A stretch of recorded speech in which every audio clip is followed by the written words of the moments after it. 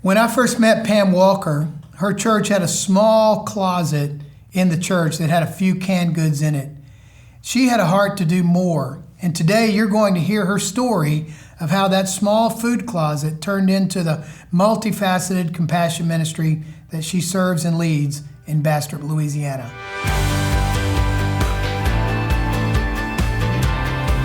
We want to thank you for joining us again for another version of 3 Questions and a Story. It's been tremendous to be able to travel around Louisiana and connect and hear some story from some of our great ministries. Today we have one of our long-term servants in compassion ministry, Pam Walker, who serves and lives in Bastrop. We're going to tell a little bit about her story. She actually serves as Association Compassion Missionary in the northeast area in Morehouse Parish. Morehouse Parish, exactly. Right. Mm-hmm. Sorry about that. I know what you do and where you do. I just forgot the name. But anyway, Pam, we want to welcome you. Tell us a little bit about yourself, Pam. Thank you. I was born and raised in Morehouse Parish. I'm a resident of Bastrop. Lived there most of my life. Went to school there, and then after high school, came to Monroe to attend Northeast Louisiana University for a year. And then after that, the guy I was dating, he and I had been talking about marriage, and we knew that serving the Lord was going to be a big part of our lives, and we had both already committed our lives to the Lord's service. So we transferred to Louisiana College and got married while we were students at Louisiana College, and my husband became associate pastor and minister of education and youth, served in several different roles in churches in Louisiana, Texas, and Alabama. And then we moved back to Bastrop in 2006 when my parents had begun aging and needed our care. So we came back to Morehouse Parish, and during a time when our community was changing, I had been running a food pantry out of a closet at First Baptist Church, and we lost 2 large industries there in Morehouse Parish, and it really devastated our economy, had a lot of poverty and a lot of people leaving town, so the need for food continued to grow, and I partnered with the Northeast Louisiana Food Bank for receiving the food and qualifying people based on income, and we had a lot of persons who qualified, but I ran out of space, I ran out of money to buy the food, so working with Jeff, he helped lead me through the process of opening up a thrift store to generate revenue. It was a little bit of the blind leading the blind because you were new and I was new in the role, and so Right. we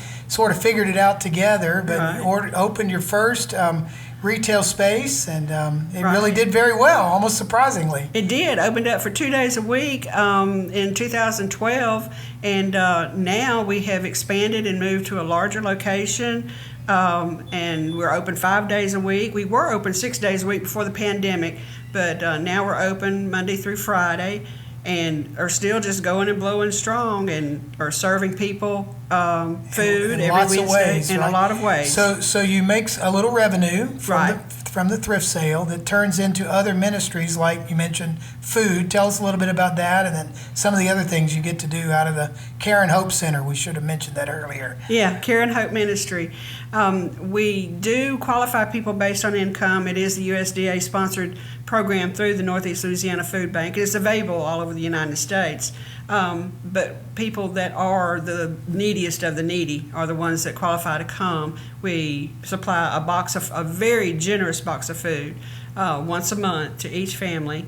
And out of that, we've also developed ways to minister. We have ministered to people who have gone through crisis by giving them free clothing, free household goods, by vetting them through their crisis process, even some referrals through civic organizations there in Bastrop or from other churches when they know that people are in need. And you'd be surprised, just something like people coming in and they've lost a loved one and they don't have any money to buy clothes, and we let them get a couple of outfits to wear to a funeral or something like that, or they've lost a job. There's been several ladies especially that have gotten jobs where they need to wear scrubs, and that's one of the things that we have donations for. And so I've told them, well, here, get you 3 sets of scrubs and that'll get you started.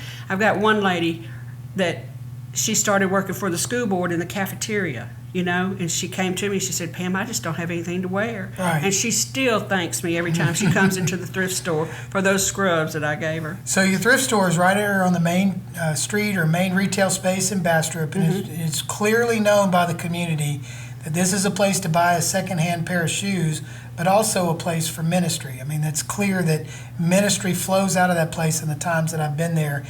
One of the things you mentioned a little bit earlier was the Christmas backpack program you do through the ministry and through your church. Why don't you tell us a bit about that? That's an exciting thing to be a part of. The Mississippi River Ministries serves compassion ministries on either side of the Mississippi River for up to 100 miles, because typically that's the most impoverished area in the United States, is people that live on either side of the Mississippi River. Well, they contact churches and ask them to prepare filled backpacks that are age appropriate and also gender appropriate. And in April, we have to fill out these forms requesting how many backpacks we want to give out. And then through the year, they go around asking churches mostly WMU organizations, to fill those backpacks to fill this need. And then we get the backpacks in the middle to late November, and then we plan our distribution date for sometime around the 1st of December, so that they can get those for Christmas and have them, as some of them, that's the only Christmas present they get. But it'll be filled with toys, school supplies, some snack items, some clothing, blankets, hand gloves, maybe some socks and underwear and things like that. Just really necessities for children, but yet it's a great backpack for them to carry to school. Now, when I do my distribution, I have a big service. I have all the parents and their children come to the distribution, and we do some sort of a Christmas program, or we'll do a presentation of the gospel message in a way that'll really stick with the children to have a positive impact in spreading the gospel. So there's always the opportunity to do the 4 things that are important in compassion ministry, which is meet needs, build trust relationships, share the gospel, and somehow connect people to the local church. Right. And so who you are, what you do, and why you do it is pretty evident. But you were going to tell us a story that started out kind of negative that turned into real positive. It gives a good example of how the ministry goes there at Care and Hope. Yeah, like we said, sometimes ministry is messy. And we had this lady who, when she comes to get her food, she's never in a very good mood. Bless her heart. But she was picking up her box, and she was picking up the boxes for 2 other people. And she was in a pickup truck, and she wanted the boxes placed in the rear end of the pickup. And it was noticeable to me that she had had some sort of a collision along the fender side on the driver's side. And so she got her boxes, and she left, and then she came back about 30 minutes later, and she said, "Your boy, when he put that box in my truck, he broke my tail light." And it obviously was not all the way in, but yet she just yelling, so upset and everything. I said, "Ma'am, I'll fix it. I'll pay to get it fixed." I knew that we hadn't done anything wrong. I knew that we hadn't broken her truck, because there was an accident, and obviously she sustained injuries or sustained damage to the truck.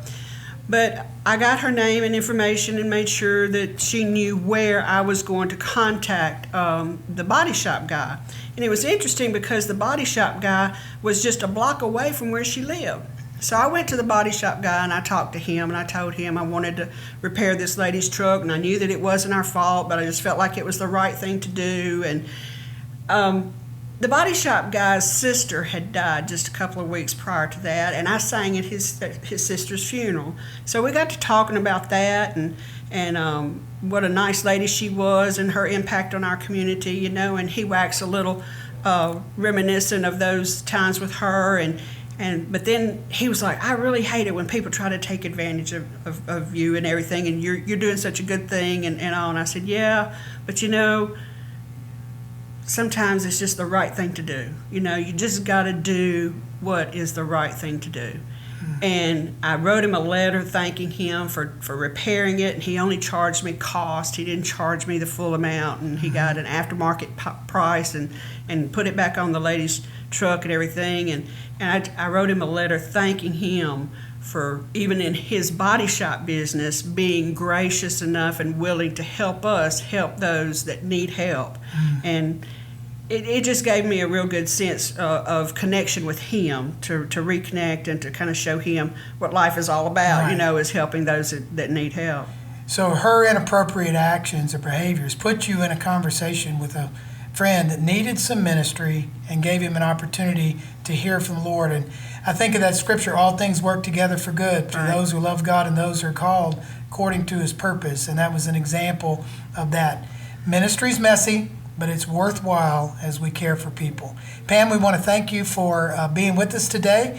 And I'm sure you don't have all the help you could use when it comes to your work. You probably could use some more help every once in a while. Is that right? I really could. Volunteers are a jewel. Yeah. And our camaraderie among our volunteers has also been wonderful, and the change that I've seen in their attitudes towards those that are in need. Because when you see them face to face and they tell you how much they appreciate the food or appreciate the clothing that you're able to give to them or sell to them for a very low price, it really makes an impact on their lives. And they see that there is a lot of need out there, and we can do a lot to help alleviate that struggle. So maybe we can give some people some great experiences of serving. And if you're interested in being a part of Pam's ministry, you can contact me at Louisiana Baptist Convention, and we'll put you in touch with Pam, and you'll have a great experience too. Thanks for watching today. I hope you've been encouraged and inspired, and maybe even have started asking the question, what could I do in compassion ministry? As you hear from the Lord in that, I'm sure that God will give you great ideas to engage your community with the message of Jesus Christ.